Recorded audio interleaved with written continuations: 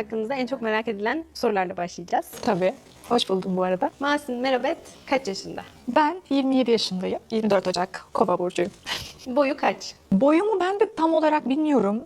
Bazı yerlerde benim hakkımda 1.68 yazıyor. Bazı yerlerde 1.70 yazıyor. Bazı yerlerde 1.72. Ben de bilmiyorum tam olarak ama galiba yani 1.70'imdir en fazla diye düşünüyorum. Yani 1.69-1.70 civarı en büyük ihtimalle. İstanbul'da mı yaşıyor? İstanbul'da yaşıyor 7 yıldır. 2019'da geldim. O zamandan beri İstanbul'dayım. Nereli? Faslı.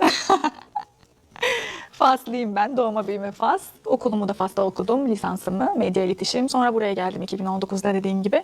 Yüksek lisansımı yaptım. Sonra oyunculuk eğitimini aldım. Sonra oyunculuğa başladım. Peki hangi kelimeyi söylerken en çok zorlanıyor? Ya ben hiçbir Türkçe kelimeyi söylerken zorlanmıyorum aslında ama kelime olarak söylerken. Onu bazen ama konuşma içerisinde söyleyemediğim şöyle kelimeler oluyor. Mesela bu K, I ile başlayan kelimeler. Mesela kıyma, ondan sonra kıyamam. Hani onlar cümle içindeyken bazen iyi olarak çıkabiliyor. Kıyma, kıyamam falan gibi çıkabiliyor. Ama bunlara çok dikkat etmeye çalışıyorum. Çünkü ben diksiyona çok önem veren bir insanım. Çok severim böyle güzel yani düzgün diksiyonlu konuşan insanlara bayılırım ve saatlerce dinleyebilirim. Çok benim kulağıma müzik gibi gelir. Bu da belki mesleğimden dolayı benim asıl mesleğim sunuculuk, gazetecilik. O yüzden çok dikkat ederim düzgün konuşmaya da düzgün yazmaya da işte şeydeyken de WhatsApp'tayken bile işte virgülüne noktasına falan çok dikkat eden bir insanım. Onun dışında bir de çocuk var. Çocuk normal kelime olarak söyleyebiliyorum.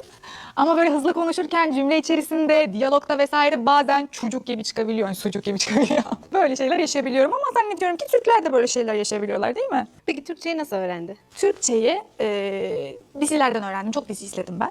Dizi izleyerek öğrendim. A1 ve A2 seviyesinde okumuştum. Yani basic şeyleri işte harfler olsun, şeyler işte lokatif, datif gibi böyle kurallar olsun bunları aldım. Ama dizi izleyerek ve buraya geldikten sonra çok konuşarak, sosyalleşerek daha çok hakim oldum diyebilirim Türkçe'ye. Peki en sevdiği yemek? En sevdiğim yemek Faslı bir yemek. Adı pastila. Çok çok seviyorum. Bunu her seferinde de dile getiriyorum. Ama Türkiye'de de çok sevdiğim yemekler vardır. Mesela en çok yaprak sarması seviyorum. Ama Adana usulü seviyorum. Etli. Çok ince böyle sarılmış. Yanında da tabii ki sarımsaklı yoğurdu. Bayılırım. Çok severim.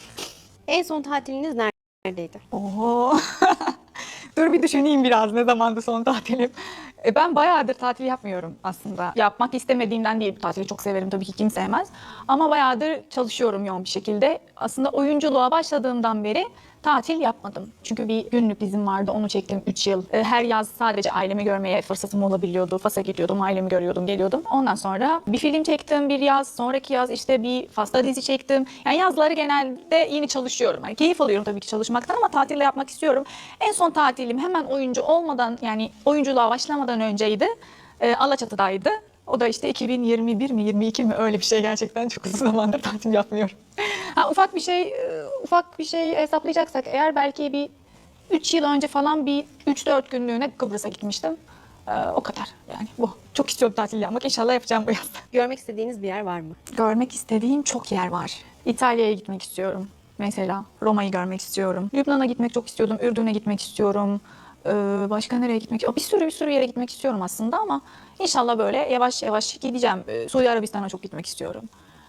Ya bunlar şu an aklıma gelenler. İnşallah böyle sırayla güzel bir program yapıp gezmeye düşünüyorum. Hiç Güney Amerika veya Asya'ya gittiniz mi? Gitmek ister misiniz? Gitmedim ama tabii ki gitmek isterim. Sadece ben biraz uzun yolculuklardan tedirgin oluyorum. O beni biraz şu an tutuyor. O yüzden sayarken ülkeleri Asya'dan vesaire çok ülke sayamadım. Çünkü biraz böyle şey oluyorum. Hala böyle ay gidebilirim ama 15 saat ama 10 saat uçak falan diye böyle tedirgin oluyorum. Ama tabii ki çok oranın kültürünü de çok merak ediyorum.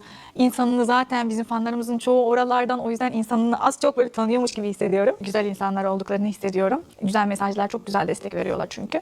O yüzden oraları da merak ediyorum. İnşallah oralara da giderim.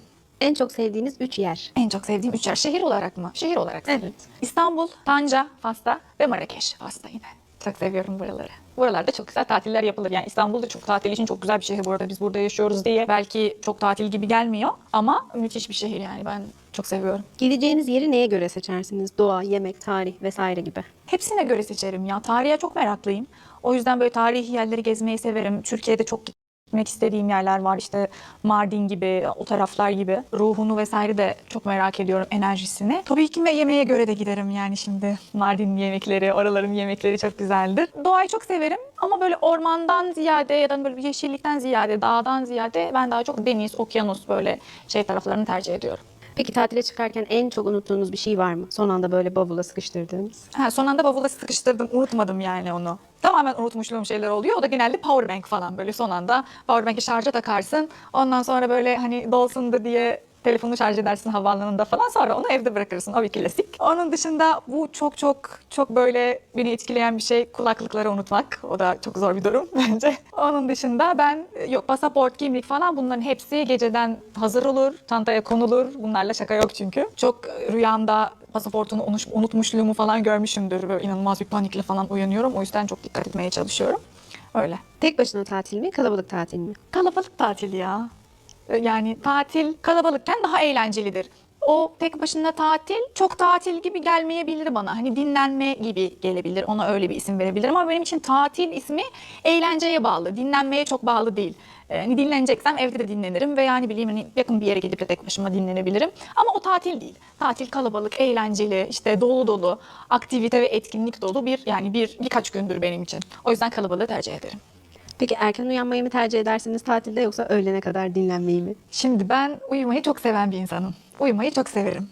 Gece insanıyım. Gece böyle ayakta kalmayı, hani gece uyumamayı çok severim. Gece ne bileyim bana çok güzel geliyor. Çok kafam çalışıyor güzel. Düşünüyorum. İşte bir şeyler izliyorum.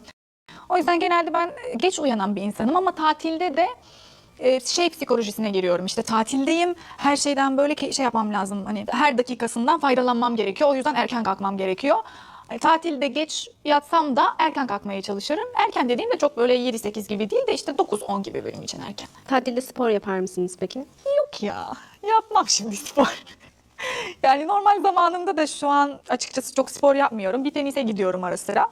Bir de at binmeyi çok seviyorum. İnanılmaz güzel bir hobi edindim Kuruluş Orhan'dan. O yüzden her müsait zamanında çiftliğe giderim, yine atla çıkarım. O da bir spor. Ama böyle tatile gittiğimde kalkayım spor salonuna gideyim falan gibi yok. Ya en fazla yürüyüş yaparım. O da işte güzel bir yer olur.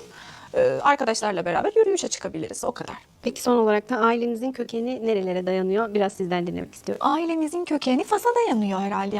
Yani Faslıyız hepimiz. Hiç yabancı yok bizim ailede. Yani Türkiye'deki durum farklı. Hani Türkiye'de insanlar bilebiliyorlar, hani öğrenebiliyorlar işte Arnavut kökenli mi, Bulgar kökenli mi diye böyle galiba öğrenebiliyorlar. Ama bizde öyle bir şans yok. Çok öğrenemiyoruz çok eskiden nereden geldiğimizi. Ama işte Fas'ta babam kuzeyde doğdum büyüdüm ben.